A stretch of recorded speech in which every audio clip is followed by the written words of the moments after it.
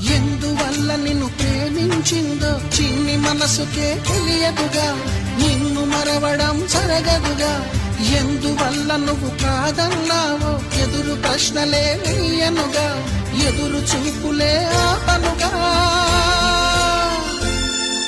ఏనాటికో ఒకనాటికి నీ ప్రేమ సాధిస్తా. నిన్ను చూడాలని ఉన్నా, నిన్ను చూడాలని ఉన్నా, నీ